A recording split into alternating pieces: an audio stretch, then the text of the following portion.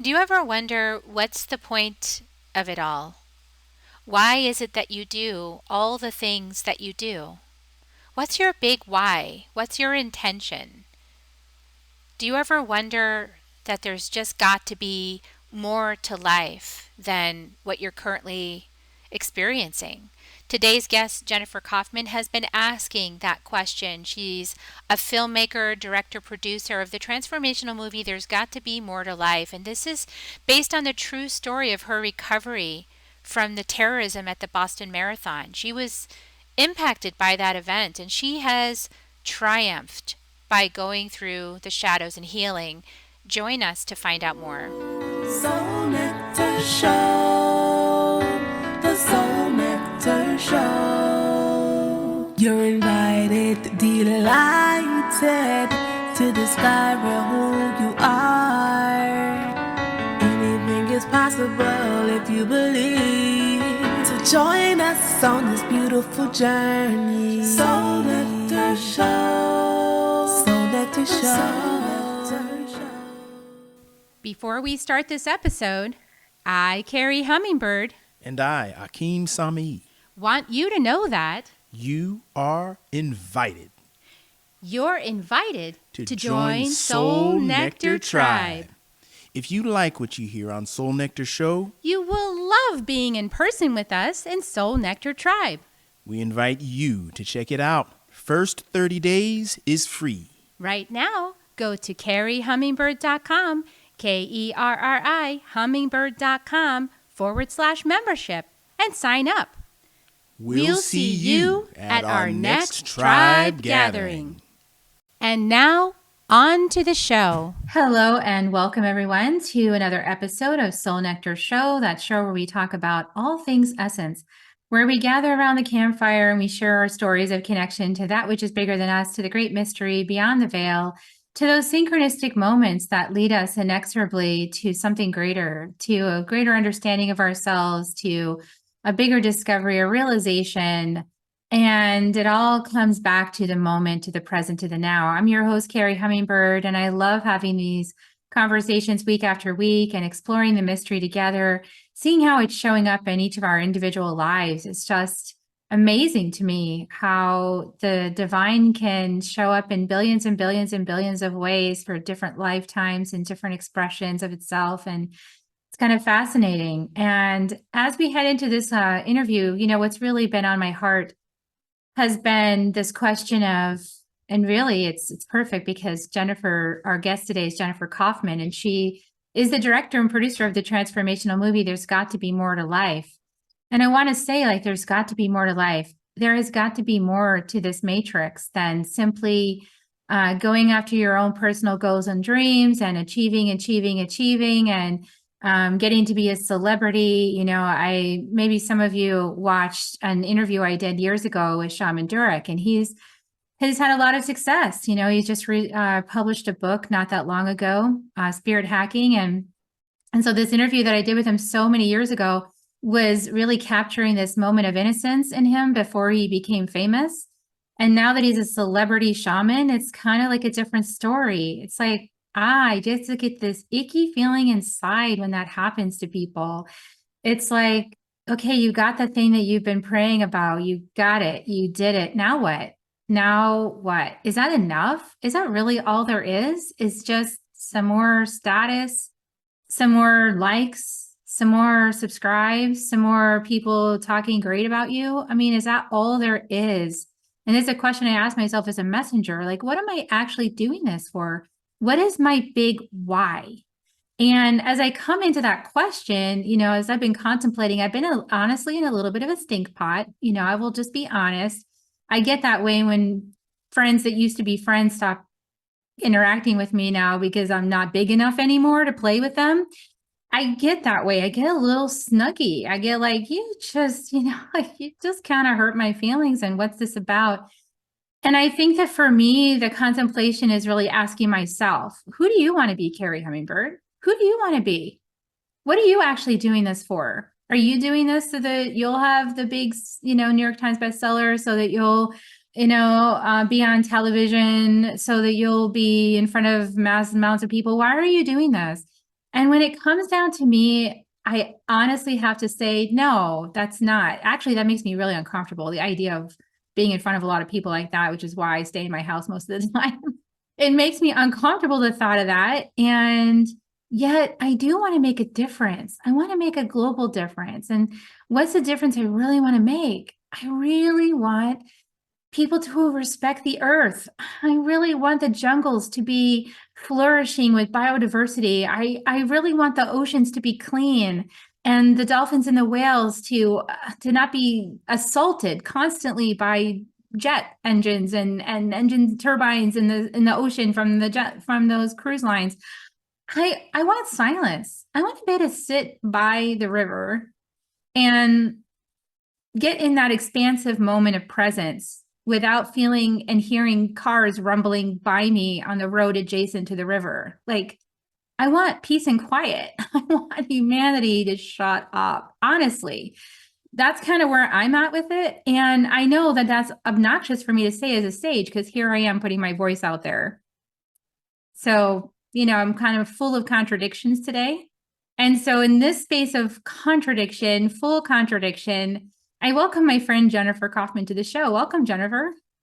Thank you, Carrie. Thanks for having me. And it sounds like what you're describing is heaven on earth and a place where we all get to thrive. And I too long what you long for is the quiet, the solitude, the expansiveness, the the isness of life, and not chasing the goal or chasing the dream or chasing the success, which I've done numerous times. And then, I reach that place and I'm like, I have momentary, lapses of happiness and fulfillment. And it's like, what is this all about really? How do we really, how do I really come home to myself and feel fulfilled every day, whether I do something, accomplish something or not, just by being? So I love what you talk about is like, I think we are missing the boat, so to speak, on what it means to be a human being in this time. And I think that, I sit here and reflect, as my email list grows and my phone keeps buzzing with phone calls and text messages to respond back to. And on one side, that's great, right? Because it shows like I'm connected and I'm out there. But on the other side, there's a part of me that's just like, please stop. I want peace. I want solitude. I want time for respite. I want time to be able to enjoy nothing, like the nothingness. And, it's interesting. I created my film, There's Gotta Be More to Life, during COVID, actually, during the pandemic. And why did I create it? This film actually is different than any other project I've done before. I did it to share what's possible for people. And there's so many people on the planet that are in this space of, now what? Now what? They've had enough time to reflect in the slowness of COVID, which, by the way, for me was one of the many blessings of it. Please do not misunderstand what I say. I know a lot of people had hardship around COVID. I too had some challenges around it. But if we look for the good in these types of situations, it got us to slow down. It brought us back home. It brought us back to a place of connecting with self. And I feel like now that we're coming out of the pandemic, like we're going back to our old ways of fast paced, go, go, go, do. It's like, did we not spend the last 2.5 years like relishing this? I'm not ready to give it up yet. I'm not ready to give up that more ease and flow of life. I don't want to go back to the rat race. I don't want to go back to this fast paced, always on type of mentality and approach. So, that's why I'm so excited to be on this call with you and this interview today, is because I feel like we both have a lot to share to your listeners about the importance of slowing down and asking ourselves that very important question. Why do I show up every day doing what I do? Am I doing it for the praise and for the love that someone else might give to me? Or am I doing it because my heart's calling me forth? For me, it's a mix of both, if I'm being truthful. Yeah, because they're both for me too, because on the one hand, I have always sought validation. I think like many human beings sought this sense of validation on the outside. And over the last 10 years of my shamanic path, I've been called forth to release those places of external validation, to notice when they arise, and then to come back inside myself and ask, what do I need to give myself in this moment? What is it that I am desiring from me? Because ultimately, I don't know, when you write a book, Healing the Mother Wounds, and you go through that process and you realize that even your mother can't validate you, it's kind of like even your mom, who is like the one person who brought you into the world and obviously for some way wanted you here, can't validate your existence. It's like it's up to us individually to do that. And so, yeah, as a sage, as a messenger, and I know that you're also a messenger, as messengers, it's extra tricky because it's like, well, if I'm doing my work, but nobody's hearing it or seeing it, is it really doing the work? And I've been posed with that question in my contemplations and my meditations quite often. And one of the things that, of course, my guide is White Eagle, as many people know. White Eagle comes to me and says, it's about influence, Carrie. It's not about fame.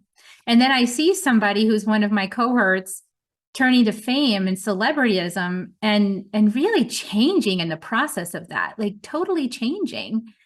And I go, wow, now I really don't want fame, because I don't want to become something other than what I am in my purest moment right now, in my isness inside myself. I don't want to lose that because I went on some television show or two newscasts or something, and people found out, or I did a TED talk. And I think that's one of the things that's keeping me from a TED talk, honestly, is because I don't know that I want all that attention. Like, I feel like I want to make a difference.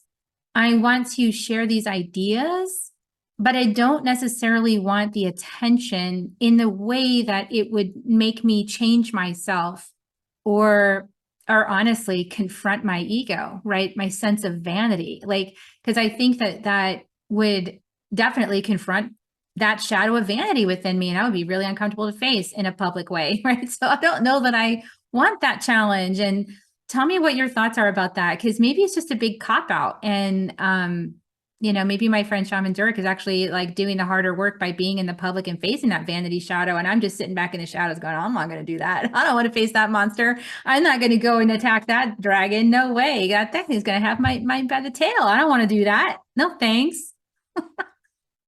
Well, and, you're reminding me of some things that I felt, my soul was calling me to do that I didn't want to do. And one was to run a marathon that I never thought I ever wanted to do, but I had been praying and meditating, what's it going to take for me to come full circle after my experience being 15 feet from the first of two explosions at the Boston Marathon bombings. And at this point, I had been on a 3.5 year journey learning how to heal naturally, something I had no prior knowledge to do. My background is in business. I went to school for accounting and economics, and health and well-being and nutritionist was not, I didn't have, the skills and the talents and the degrees in that area. And yet I was led down this path to learn that, actually. And so that was the first message in the ER room. Like, you need to go on a path and learn how to heal naturally. I'm like, what? And so that's intense, because I've run marathons, Jennifer, and those marathons are crowded. That Boston, I remember that Boston Marathon. Actually, I remember when that happened. I didn't know you when that happened. I've met you since that happened. But, for those of you who don't know about that incident, there was actually, there was a group that set a bomb off in the middle of the Boston Marathon, and many people were very injured from that bomb. And I think a couple people died as well. And it was very traumatic for the community in Boston, because this is like, if you've ever been to a marathon or you've ever run a marathon, it's like a community gathering. It's something that you do as a community to celebrate health and fitness and wellness and getting out there and moving your body. And it's like a very positive thing.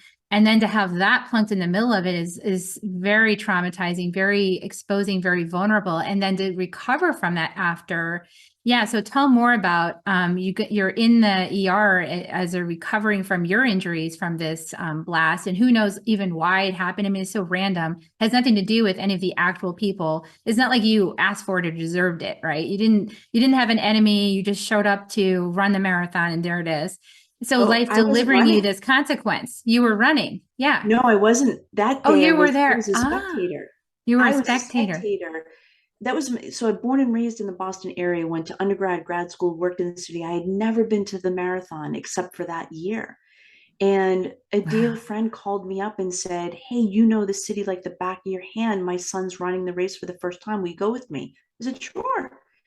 So I was there as a spectator helping a friend. And then this experience happened. And then fast forward, I'm in the ER and I'm, faced with this big decision, because everyone else around me, the doctors, the nurses, those that were there were like urging me to stay. But my higher infinite wisdom was telling me something different. What do you do? And this goes back to your question, what do you do? And there was something about that message that I knew that I was like so close to death. And I was so terrified that I was listening to this message like it was a parent guiding me, if that makes sense. And so Hmm. I did what everyone else said I shouldn't do. And I followed that instinct, and it led me down a 3.5 year journey learning how to heal 100% naturally, which I can sit here before you and say I've done. But then I still felt like that experience had a hold on me. And I'm like, what's it going to take to come full circle and close that chapter of my life?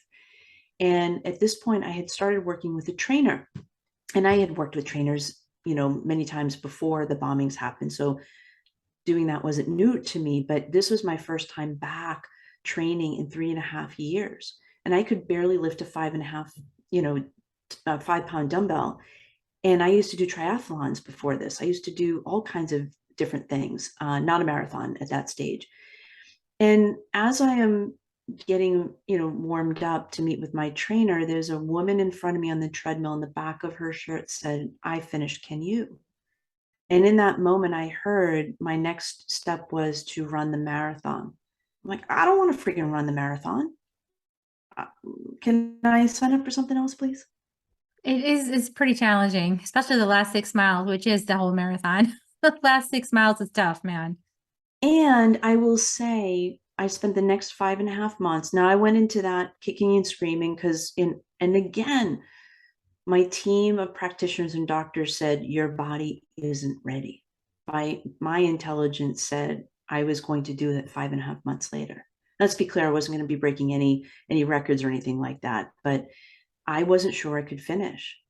But through source and spirit, I did. Through the grace of God, I did. And when I crossed that finish line, I actually closed that chapter of my life and a complete new one opened. So sometimes we are called to do things that we don't necessarily want to do, and we have to face our own identity and face our own failures. I got to tell you, I that 5.5 months, I did nothing but eat, breathe, drink, sleep the marathon. And you've run marathons before. They tell you if you can do a 20 miler, the probability of you finishing is greater. Well, a week before the race, I hadn't gotten to 20 miles. I had only gotten to 17. And I knew how important mentally that 20 mile was. So again, I did what everyone else said you shouldn't do. I went out a week, I think it was like 10 days before the actual marathon, and I did a 20 miler, and it took over 10 friggin' hours to do.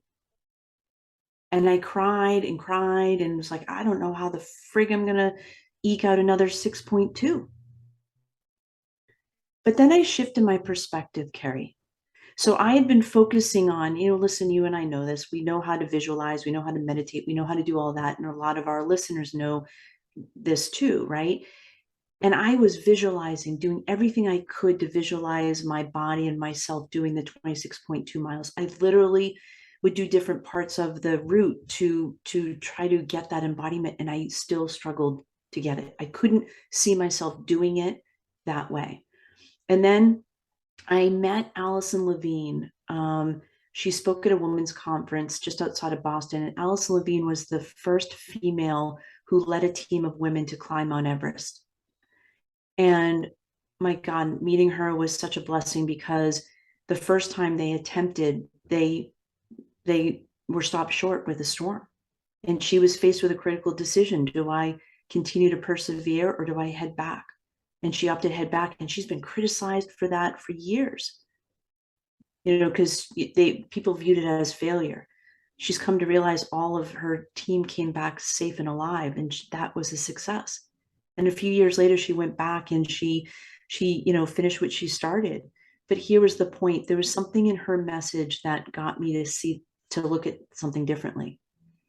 Rather than look at the 26.2 miles, which I was struggling to embrace, I was drawn to go look at the race map and see how many towns. And it was 8 towns.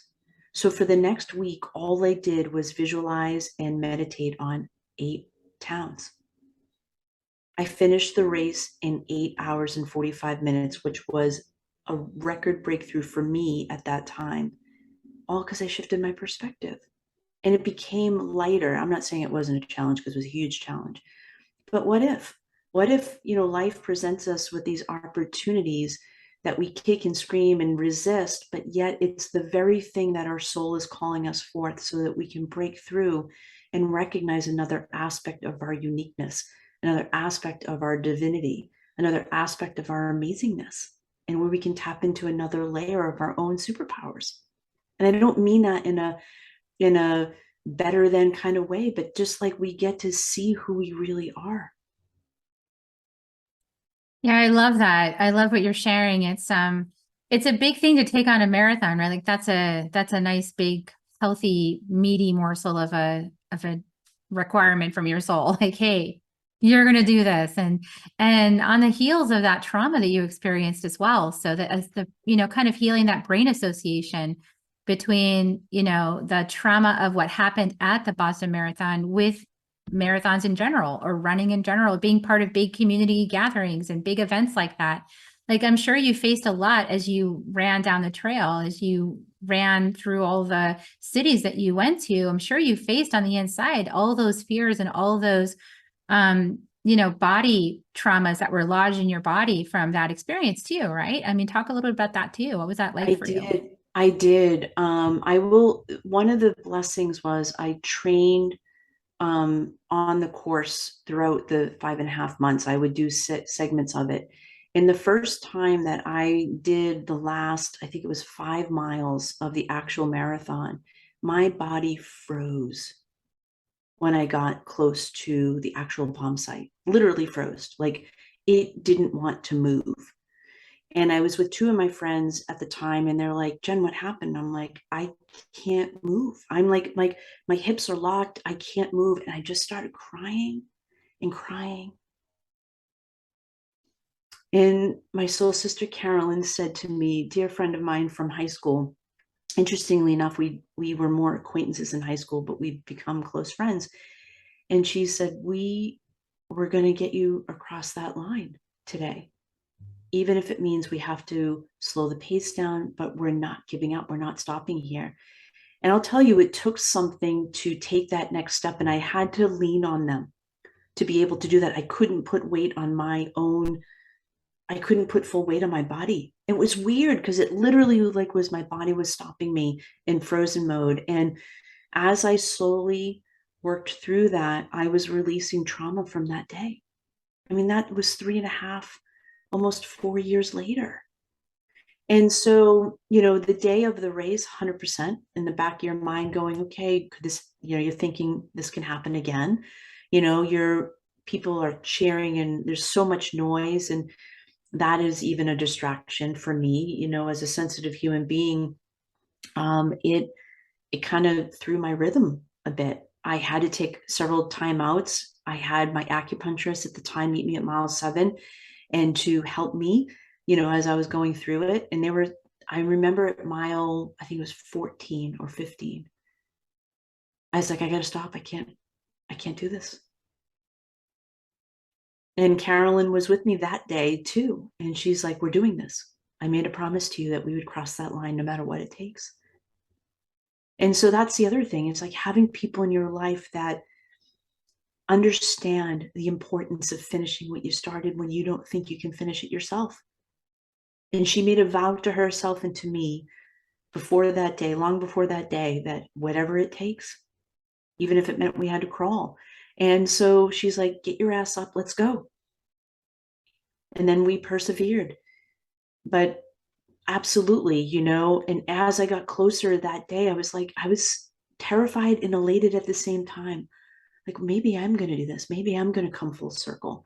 But at the same time, like, oh shit, like I'm replaying a little bit of what happened, 4 years before. But here was the miracle in all of this. So, when you come around the bend, they call it, coming across, Hereford into Boylston Street, which is the last leg of the finish line. And what I didn't know is that my family and closest friends would be standing in the very spot I was in 4 years before. So now when I think of the marathon, I have a brand new memory. I have a memory of people cheering and clapping and laughing, and my own success in coming full circle. I don't instantly go to the day that I saw horror that no human being should ever have to experience. None. But that's such a beautiful story of reprogramming and filling up with beauty, something that was painful, going back through the process. I mean, I always look at just about everything in my life that's been really painful, where I had a deep wound or a trauma. The medicine has always been to lean into that pain, to feel it fully, and to come into my body and let it process, and then to fill it up with something more beautiful. Maybe I changed the perspective, as you're saying, maybe I changed the story. And there's been many wounds in my life where I've changed the story of that thing. And that has made all the difference. I call that spider medicine in my groups, calling on spider to say, weave a new web, help me weave a new web of this and create something more beautiful. And yes, like this is transformation in action, Jennifer, like what you've done in your own life. This is the transformational path. And I love that story because it's living proof. Just like my journey, your journey, we're living proof that you can totally transform your life. You can rewrite the whole story of your life and come out the other side with something way more beautiful. And that's the kind of thing I love to share on the show. I mean, that's why I do this. I do this because, like, it's not just one person. There isn't one savior coming for everybody. It's like, I love the fact that it's all of us, that every single one of us has that potential to come out of the trauma with beauty in our hearts. That's the beauty way. That's the walk that I walk. And thank you so much for sharing that. I mean, I feel like this is why, I think that we've gone through this time of the COVID, right? Like the time to question ourselves, like, is that really all there is for everybody? Is whatever goals or measures you had?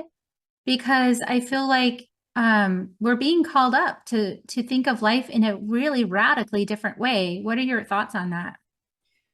Yeah, I think, we are being challenged and asked,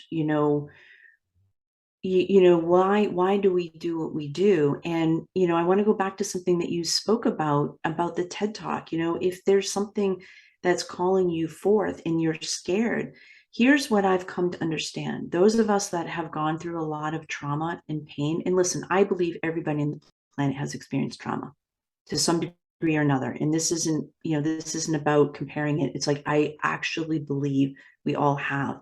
Now the question is, what do we need to do to transcend it, to shift ourselves out of survival or even surviving better mentality and step into our birthright, which I perceive is thriving, where all of us are thriving. But in order to do this, we have to become our own saviors. We have to be able to go through those painful experiences and let those traumas go, literally release them from our cellular structure and from our DNA, in order to lighten us up so that we can ascend and evolve and get back to our birthright of thriving and creating what I call heaven on earth.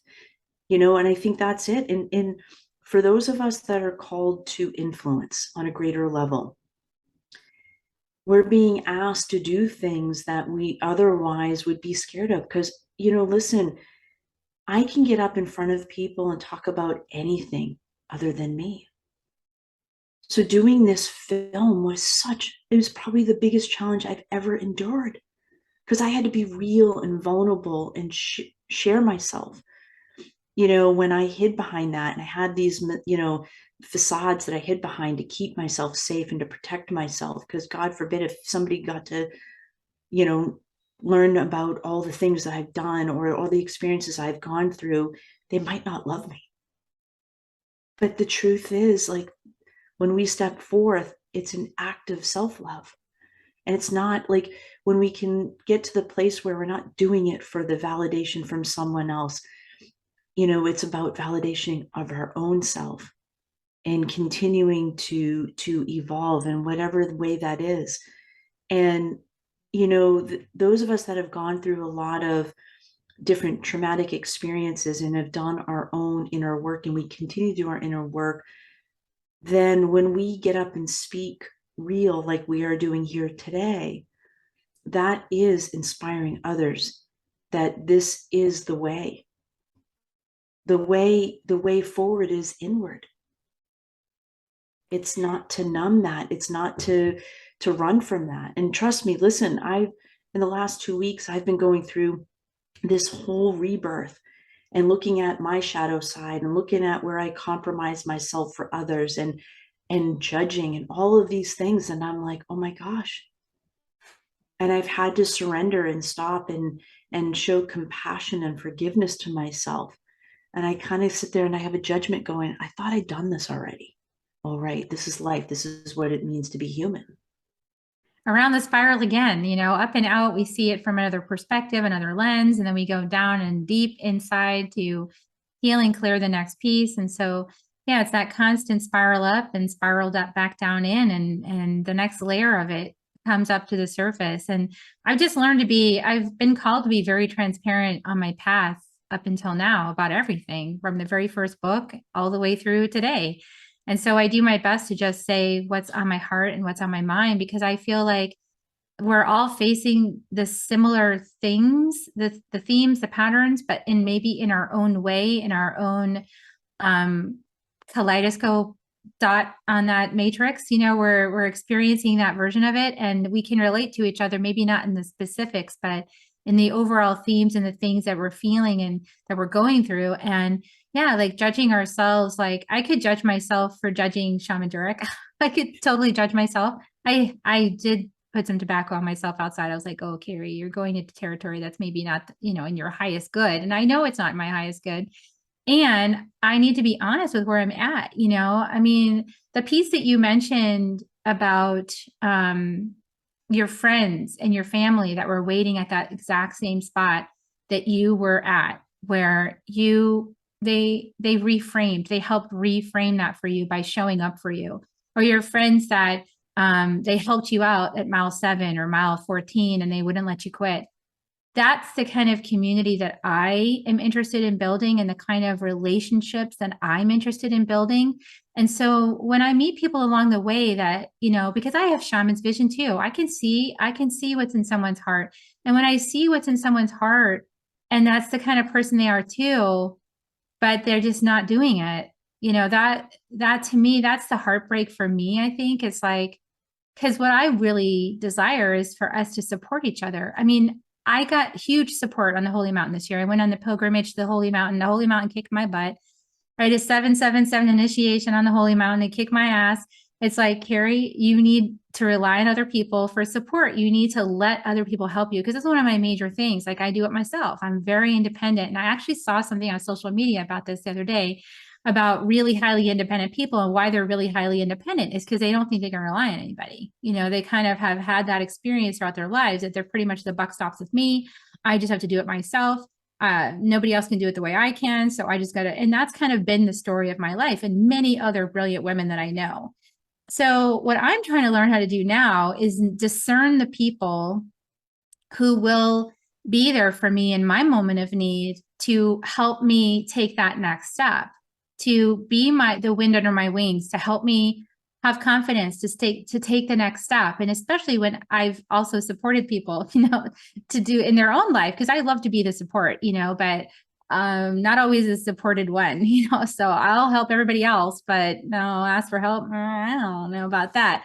So that's kind of where I'm at, is that question. And this year at the Holy Mountain, just to wrap that story up, I was so physically challenged at the Holy Mountain, so physically challenged that I actually, on the way back to go down to the town, the chef was on one side and the shaman was on the other. And they had to literally help me get up the last few hills to get down the hill.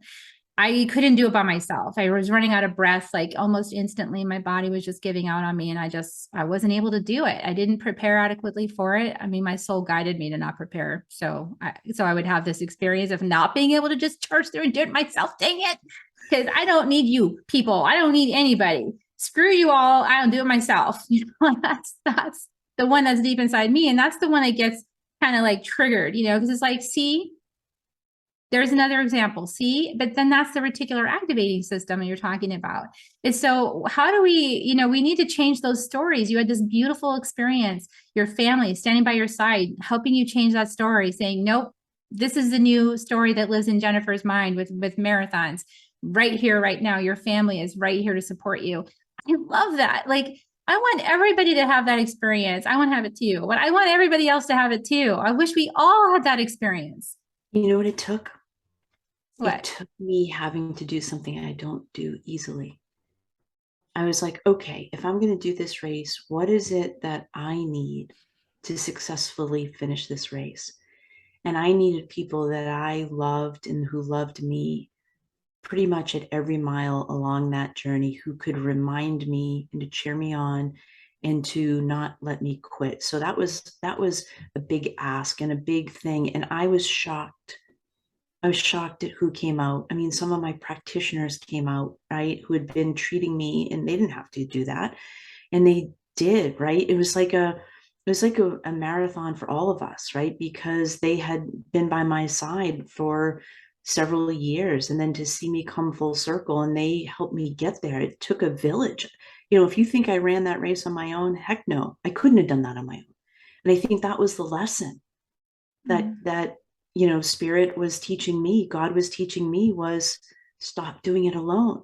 And why is it that so many of us are independent?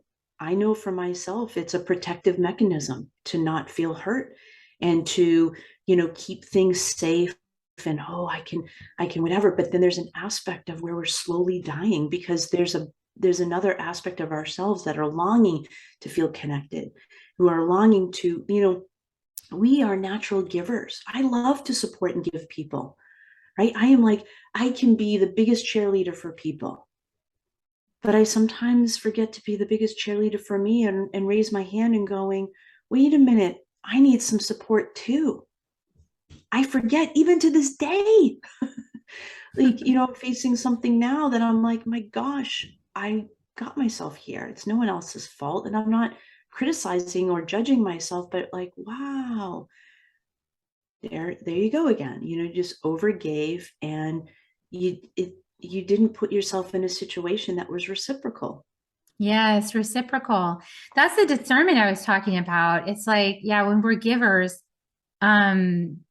we don't always discern that there's a reciprocal nature to the engagement that we're doing, right? It took me a long time on my podcast actually to get to the place where I asked to be interviewed. So I say, okay, I'll interview you, and I would love for you to interview me. And I have a lot of people that want to be on my podcast now because I've done really well, a top 5% podcast globally. So, the podcast doing really well because I put a lot of effort into it for the last 6 years, every single week putting an episode out. And so, yeah, some people want to be on my show, and I'm always like, well, I'm into reciprocity now, unless I'm really, really hugely inspired, most of the time I'm into more of the conversations that I can have more than just one conversation too. Like I like having a conversation with you, Jennifer, here, and then I like to have a conversation over on your show, which I know you're building a whole new show, which is so exciting, you guys. Which you are, you already said yes to, so you can't back out. I already said yes. Yeah, I'm really excited about Jennifer's new show because it's going to be great. I know it's going to be awesome. You guys could definitely tune into that. And, but I like this. Like, to me, supporting each other is really fun. And what feels to me like an energy drain now is when somebody doesn't want to reciprocate. It's like, oh, it's all about you. And that I think that's the other thing that's really triggering me is I'm seeing, and I'm not saying that's what's happening. I'm just saying that's what I'm seeing. And it's a reflection for me to see, is this like me stuff? Like it's all about me and my big dream and I'm a celebrity king and all this kind of stuff. And it's like, well, what about the planet? What about community? What about the rest of us? What about deleting these structures of caste? What about, I want to disrupt all of that. Like I want there to be no more caste system. I don't want any more elite wealthy. I don't really like kings and queens and all that crap. I'd rather have everybody be equal and equally appreciated, equally loved, unique and equal, and that's the world I'm going for. And so it's not the me, it's the we. Exactly. And that's the phrase of my movement. Together we rise, together we thrive. It's not about me, it's about we.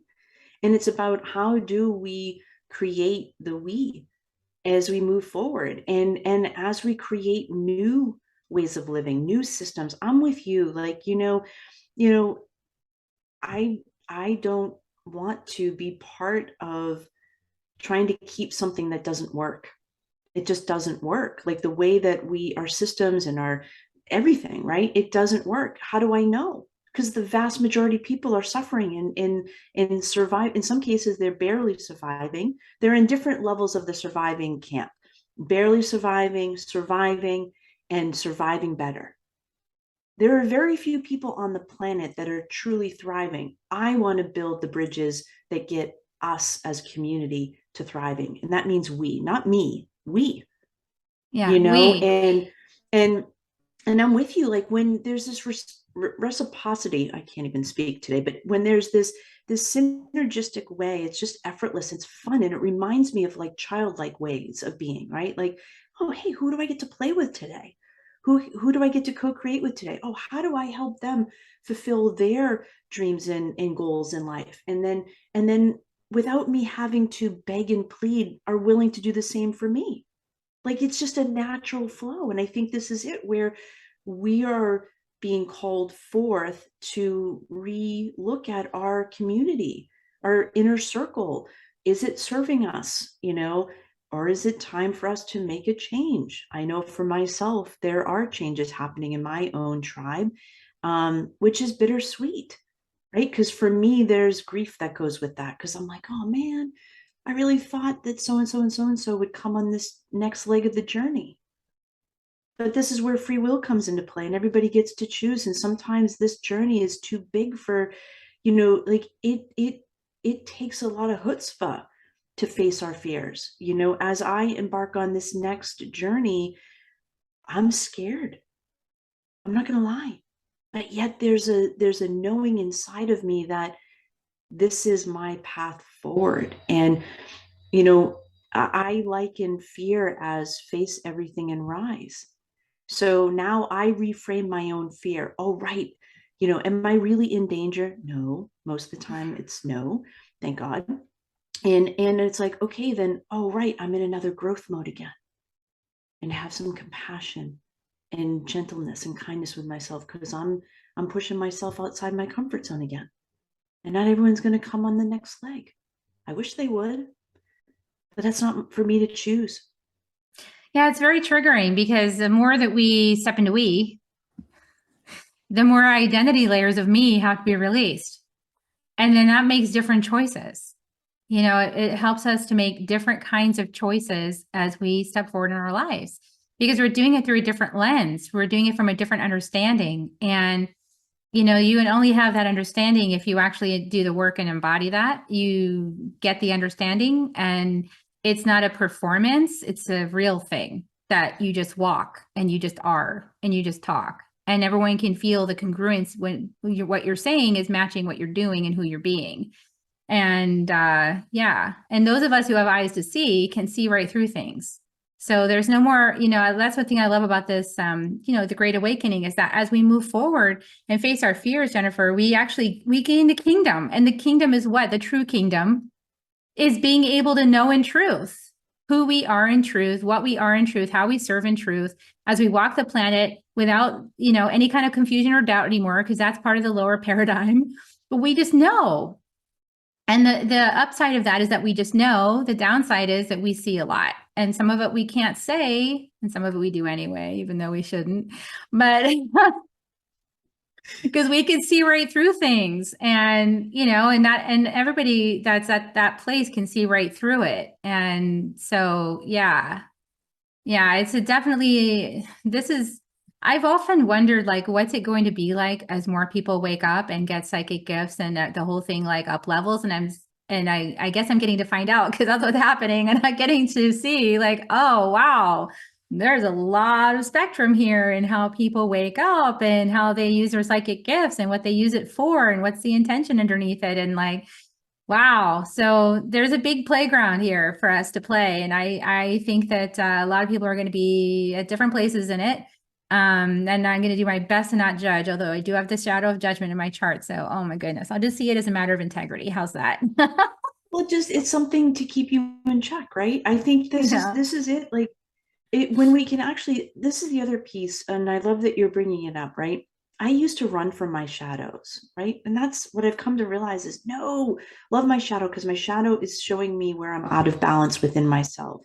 That I've overscheduled myself, whatever the case may be, right? Or that it's time for me to up level and create new daily rituals. Like I have been meditating consistently for years, but in the last I'd say 2 to 4 weeks, I have been called to meditate more on a daily basis, not less, more.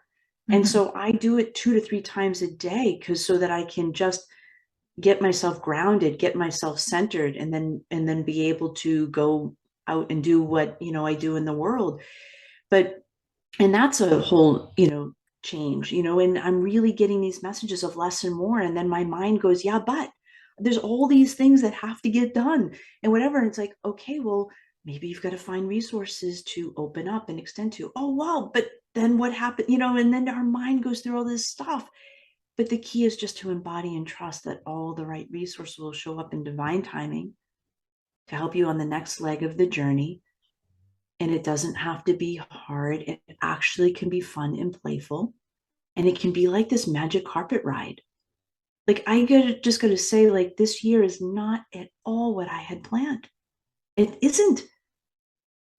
In the people that I've gotten to meet has been so juicy, so amazing. I feel like I'm coming home to my soul family.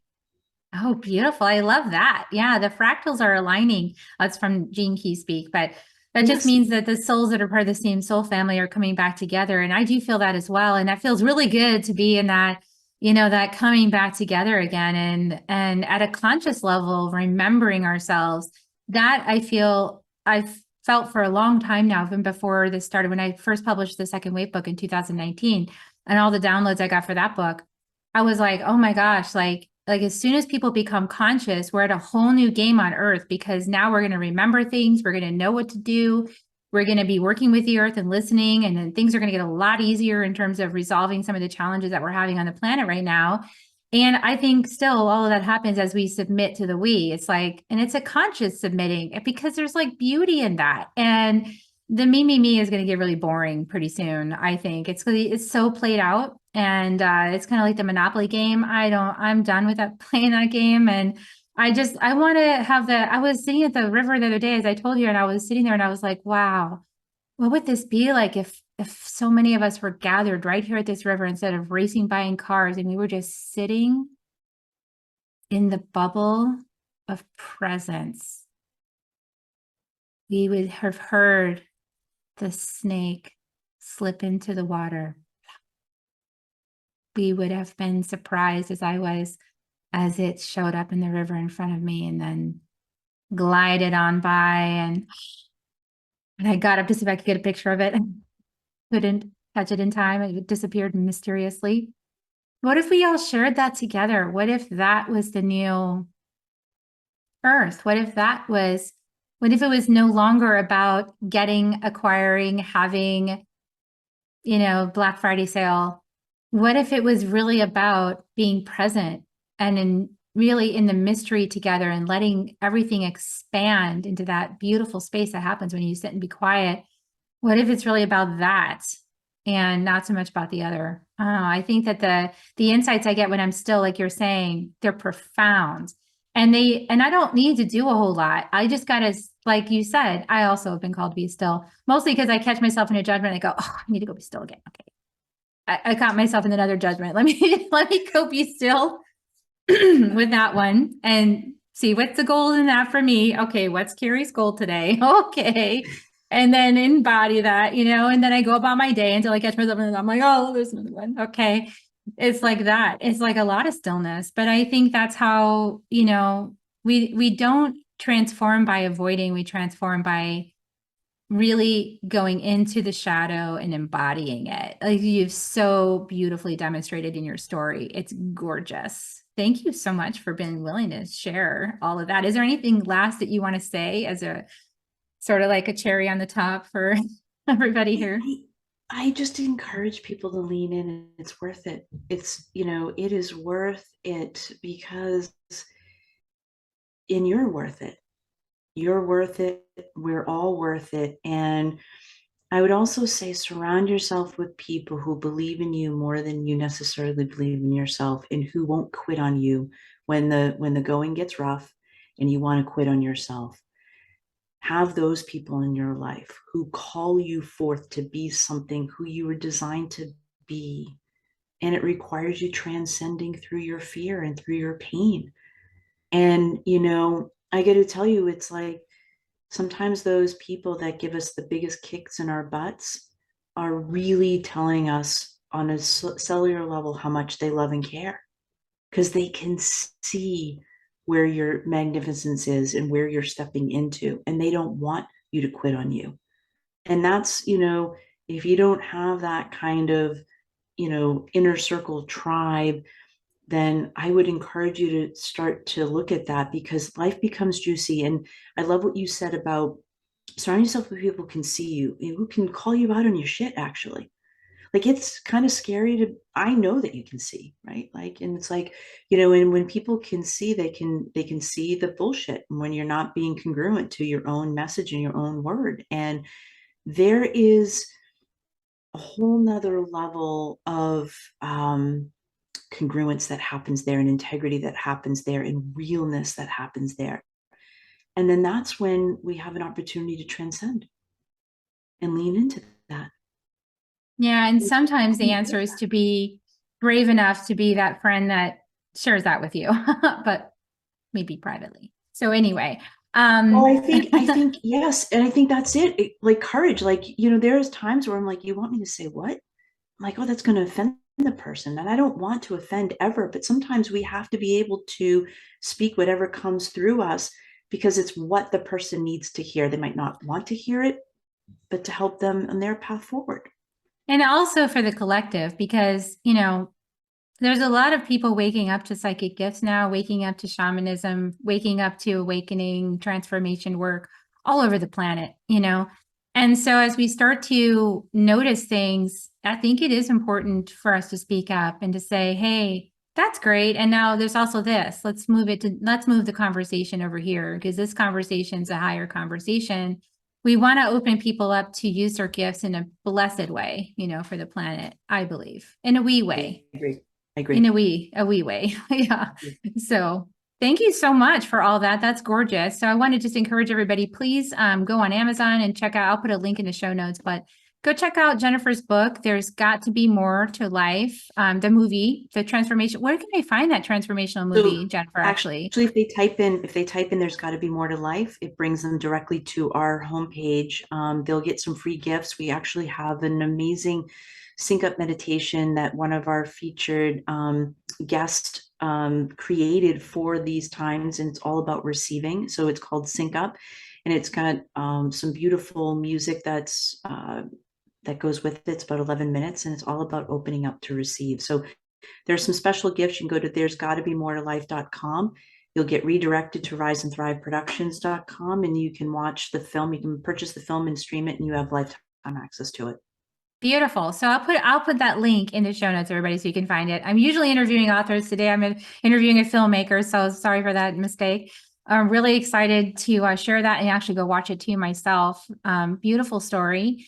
And so, like I always ask, here's my ask, everybody. Please like and subscribe and share this episode out so that more people find out about Soul Nectar Show and all of these amazing stories I put out week after week for 6 years now of people that have overcome traumatic things. I think the world needs to understand that it's possible to get through this stuff because everybody's going through a hard time. Guaranteed in all these episodes, there's some wisdom for that person in your life that is struggling. So please share it out. Appreciate you for doing that. And we're going to give you kisses now because we appreciate and love you so much. Would you like to join me, Jennifer, in kisses? Absolutely. Okay, here's some kisses, everybody. Mm-hmm. Love you all. And thank you, Jennifer, for being on the show. And see you, everybody else, next week on Soul Nectar Show. Have a great week. Bye for now, everyone. If you found even one gold nugget in this episode of Soul Nectar Show, will you do us a favor? Will you subscribe, like, and share this episode? Maybe even write a comment and let us know what you thought about it. We really, really want to engage with you at a much deeper level. Let's be part of community together. Have a great week, everyone. Bye for now. To dive in deeper to nourishing conversation, visit soulnectar.show. Soul Nectar Show. Awaken away to show. Take a sip from the drip of nectar, from the source of who you are.